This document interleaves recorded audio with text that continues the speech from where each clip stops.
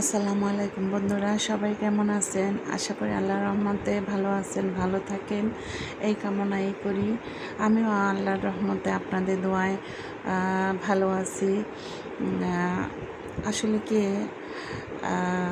আমি একটু অসুস্থ, আর এর আগেও একটা ভিডিও করছিলাম যে আমি নোয়াখালী আমার হাজব্যান্ডের কবরটা দেখতে যাইতেছি।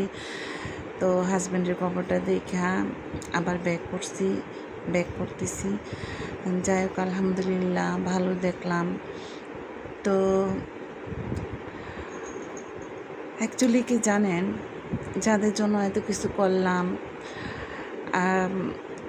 তাদেরকে এই বিপদে আমার সাথে পেলাম না, কাছে পেলাম না। কেউ আমাকে একটু সাহায্য করলো না, আমাকে একটু হেল্প করলো না। যাই হোক, একটা কথা কি, বাঁশ খাইতে খাইতে এখন অবশেষে বুঝতে পারছি যে দুশ্মন বলেন আর শত্রু বলেন, দূরের মানুষ হয় না, কাছের মানুষগুলাই হয়, কাছের লোকগুলাই হয়।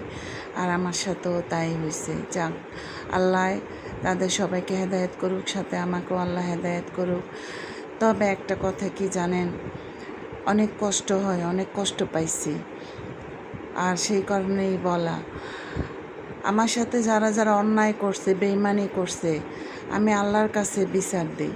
আল্লাহ পাক যেন তাদেরকে এই দুনিয়াতেও বিচার করে, মৃত্যুর পরও যেন কবরে আজাবে রাখে। কারণ আমি একটা বিধবা নিঃসন্তান নারী। তো আপনারা সবাই আমাকে আল্লাহ হাফেজ।